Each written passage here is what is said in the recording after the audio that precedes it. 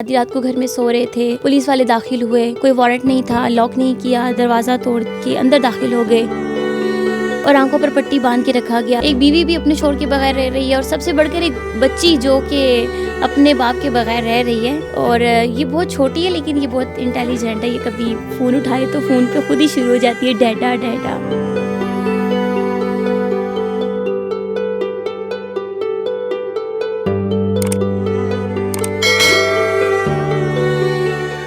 अस्सलाम वालेकुम नाज़रीन, और साफ डिजिटल के साथ मैं हूँ आपकी मेज़बान आमना मजीद। और जैसा कि आप जानते हैं कि आजकल हमारे मुल्क में बस एक ही टॉपिक चल रहा है, सियासत सियासत और सियासत।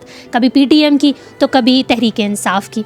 जिस तरह आप सब जानते हैं कि शहबाज गिल का जिस तरह जो इदारे हैं उनको बगावत पर उकसाने के इल्ज़ाम में उनको जो है गिरफ़्तार कर लिया गया है। और आज सेशन कोर्ट में उनका जो केस की समाअत भी थी, जो 2 रोज़ा जिस्मानी रिमांड पर पुलिस के हवाले कर दिए गए हैं। इस सब केस में जो लाइमलाइट पे रहे हैं वो असिस्टेंट इजहार की वाइफ सायरा, जिनके घर पे छापा मारा गया था और उनको जो है वो घर से बेटी समेत जो है वो उठा लिया गया था इस्लामाबाद पुलिस की जानिब से। तमाम वाक़या आप सब जानते हैं, सोशल मीडिया पर खूब वायरल है। अब आगे क्या जो है वो कितना जो है वो ये केस आगे बढ़ा है, जो असिस्टेंट इजहार थी उनकी वाइफ जो है उनके साथ क्या रद्द-ए-अमल है, क्या सब ने जो है वो इज़हार अफसोस तो बहुत ज़्यादा किया था मरीम नवाज़ की जानिब से, जो वज़ीर दाखिला राना सनाउल्लाह उनकी जानिब से। लेकिन अब आगे क्या जो है वो किस तरह ये केस किस तरह लिया जा रहा है। आज जो है वो असिस्टेंट इजहार जो शहबाज गिल के ड्राइवर थे उनकी वाइफ सायरा अपनी फैमिली समेत सेनेट में भी पेश हुई थी। उसकी क्या कार्रवाई थी, क्या सीन है, आइए इनसे सब जानते हैं। अस्सलाम वालेकुम। वालेकुम सलाम। अच्छा मैम, सबसे पहले तो थोड़ा बहुत सिर्फ 2 सेकंड्स का अगर आप बैकग्राउंड बता दें। ये क्यूट सी माशाल्लाह प्यारी इनकी बेटी भी इनकी गोद में है, तो वो जो एक वाक़या पेश आया था वो किस कदर जो है वो अफसोसनाक और कितना सख्त था आपके लिए? जैसा कि अभी पूरा पाकिस्तान भी जान चुका है कि जो वाक़या हमारे साथ पेश आया कि किस तरह से हम आधी रात को घर में सो रहे थे, पुलिस वाले दाखिल हुए, कोई वारंट नहीं था, लॉक नहीं किया, दरवाज़ा तोड़ के अंदर दाखिल हो गए और किस तरीके से फिर वो मुझे लेकर गए और आंखों पर पट्टी बांध के रखा गया, लोकेशंस चेंज की गई और जी बिल्कुल बेटी से भी दूर रखा गया। तो फिर ये एक जो सारा एक मंजरनामा है वो आप सबके सामने है कि ये सब कुछ जो भी हुआ। तो उसके नतीजे में मेरी फ़ैमिली की तरफ से एक एप्लीकेशन लिखी गई थी, जनाब चेयरमैन वलीद इकबाल साहब के नाम पर लिखी गई थी, जो कि इंसानी हकूक़ की जो कमेटी उसके चेयरमैन हैं। तो उनको हमने इस पूरे वाक़े के बारे में एप्लीकेशन में लिखा कि इस तरीके से वाक़या हुआ है, इंसानी हकूक़ की हरासमेंट की गई है इसकी। तो इसके नतीजे में आज उन्होंने जो है वो इजलास बुलाया और उसमें मुझे और मेरी पूरी फैमिली को बुलाया गया।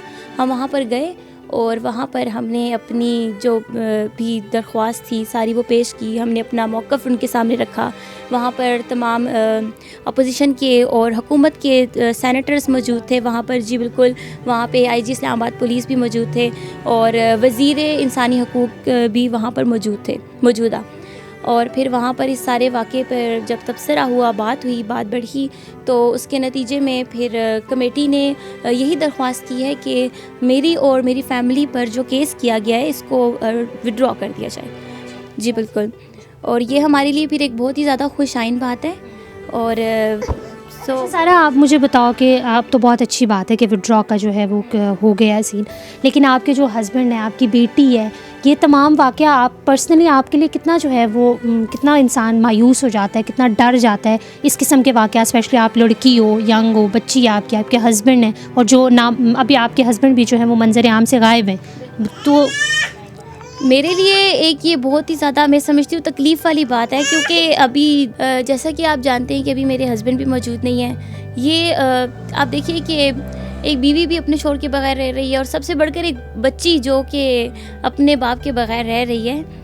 और ये बहुत छोटी है लेकिन ये बहुत इंटेलिजेंट है। ये कभी फ़ोन उठाए तो फ़ोन पे खुद ही शुरू हो जाती है डैडा डैडा। तो ये एक बहुत ही तकलीफ़ वाली बात है मेरे लिए, बल्कि जो माएँ बहनें अगर मुझे देख रही है तो वो भी इस चीज़ को समझ सकती हैं कि अपनी फ़ैमिली से कोई भी खुशी से दूर नहीं रहता, लेकिन ऐसे हालात पैदा कर दिए गए और फिर मैं समझती हूँ हम सियासत का शिकार हो गए कि हमारा इस मामले से कोई लेना देना नहीं था। लेकिन फिर भी मैंने मीडिया पर आकर मज़लूमियत के रोने नहीं रोए कि जो भी हमारे साथ वाक़या हुआ उस पर शायद लोग एक्सपेक्ट कर रहे थे कि अब ये मीडिया पर आएगी तो बहुत रोएगी, अपने दुख की दास्तान सुनाएगी, लोगों की हमदर्दियाँ समेटेगी।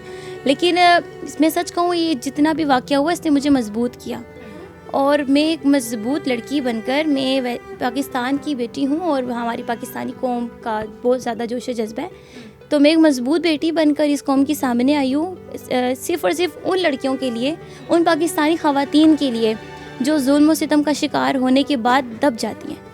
मैं नहीं चाहती कि कोई भी दब जाए। क्यों दब जाए? जब आपने कोई कसूर नहीं किया, आपकी कोई गलती नहीं है, तो फिर आपको डट कर अपने मौक़िफ़ पर खड़ा होना चाहिए। मैं समझती हूँ आपको आगे आना चाहिए। अच्छा, आपके साथ तो ह्यूमन राइट्स का जिस तरह आपने बात की कि वज़ीर भी वहीं पे मौजूद थे, आपका केस भी विड्रॉ हो गया है, अभी जो है वो आपके हस्बैंड यहाँ पे मौजूद नहीं है, तो उस हवाले से कोई अगर आप कुछ बताना चाहें? देखिए, 10 तारीख की रात, फिर रात 12 बजे के बाद आपको पता है दिन चेंज हो जाता है। 11 तारीख की रात थी जब ये लोग आए। उसके बाद से लेकर अब तक मेरे हस्बैंड के साथ कोई ताल्लुक़ नहीं है।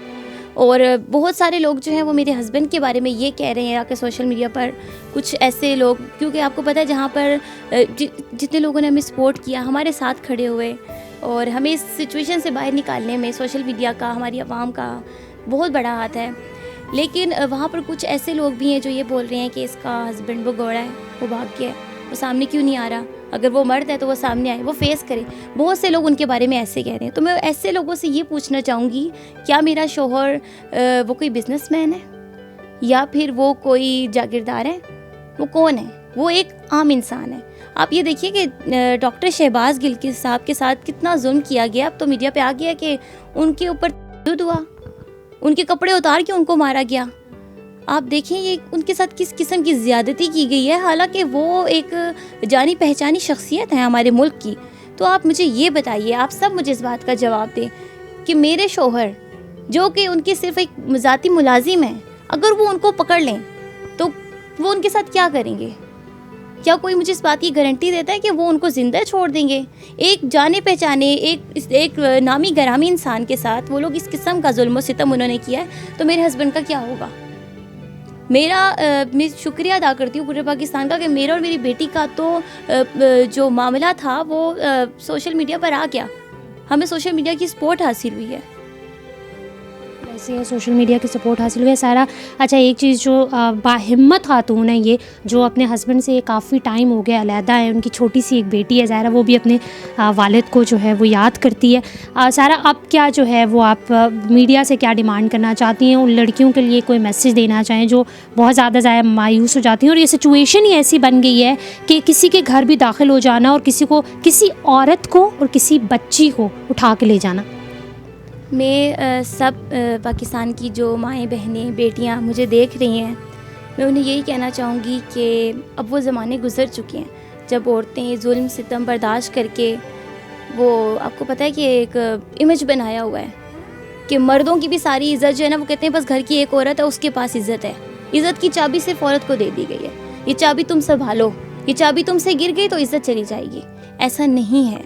आप अपने माइंड सेट को चेंज करें, अपने माशरे में चेंज लेकर आएँ। ये चेंज बहुत ज़रूरी है, ये हकीकी आज़ादी में ये चेंज भी आना चाहिए। एक चीज़ जो मैं आपके हस्बैंड के बारे में पूछना चाहूँगी कि आपको क्या लगता है कब जो है वो आपकी मुलाकात हो रही है उनके साथ? ज़ाहिर है इंसान, आप पार्टनर्स जो होते हैं उनके लिए बहुत मुश्किल होता है एक दूसरे से दूर रहना इस तरीके से, और साथ में बच्ची।